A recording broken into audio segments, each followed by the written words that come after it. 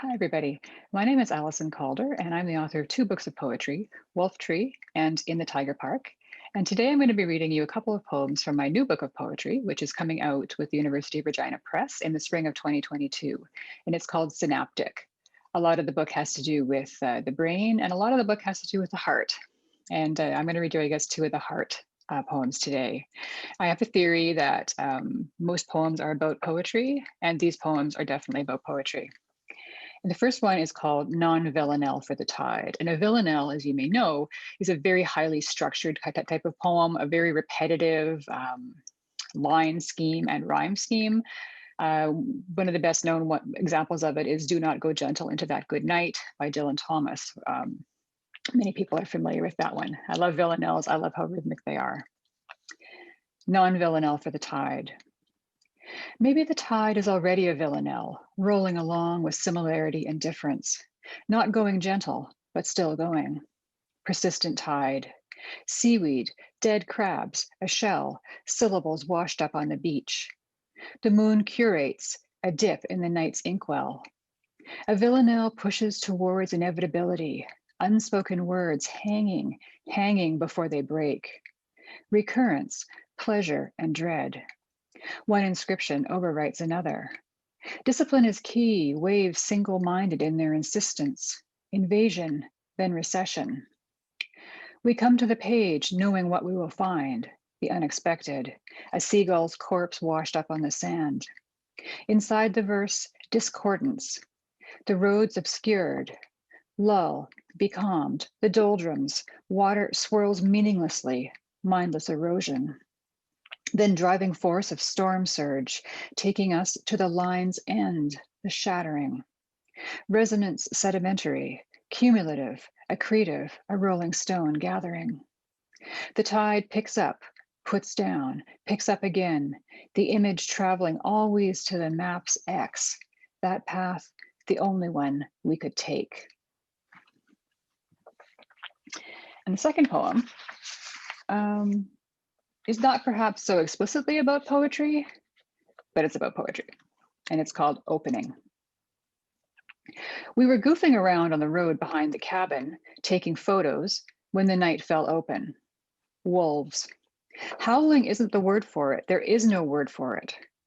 The way molasses looks when you pour it, thick, glossy, thinning to a point before widening out again, that's how it sounds. Or like running your fingers over a piece of silk so that the fabric is perfect, but you feel every flaw in your own skin. We tried recording sound, but all we got was noise, a narrow slice, wood squealing when the axe rips it open. What did it sound like? Like there was a hole and we couldn't throw enough into it to fill it up.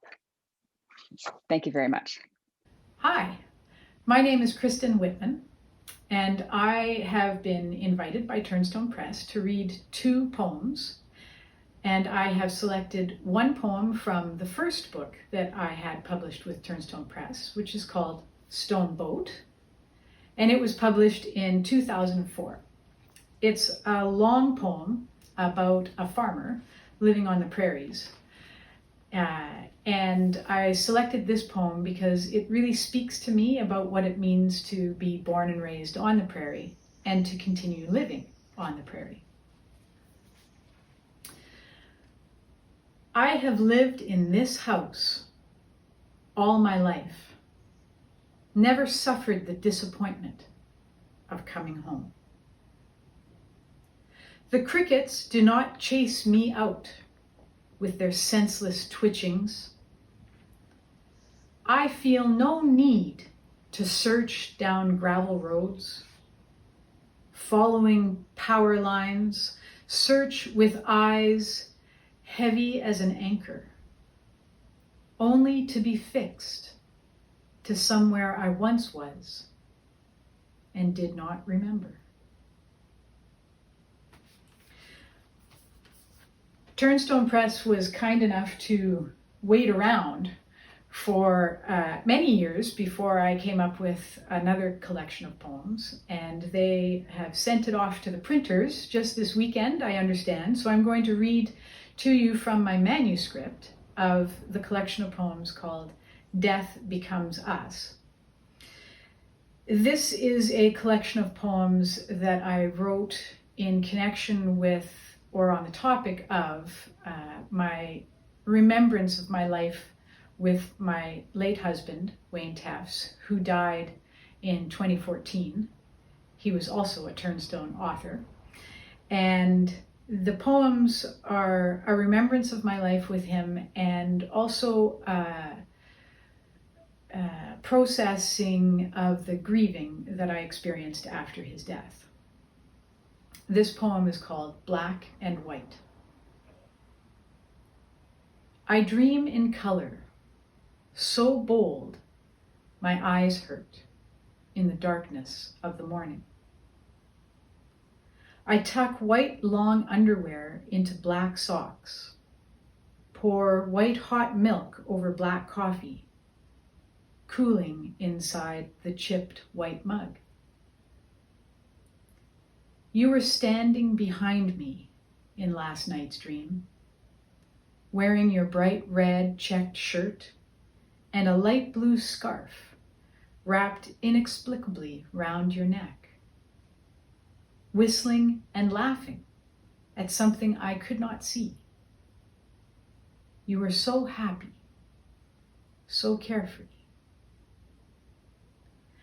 Black crow prances about, a fresh, thin blanket of white snow, searching for berries or the guts of squirrels.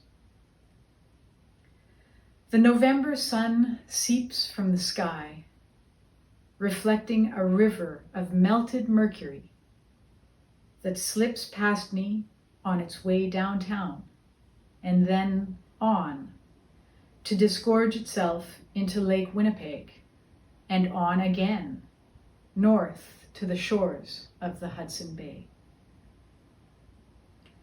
I read stories of the dam under construction, Kiosk, the black and white birds that swoop over the rippling river.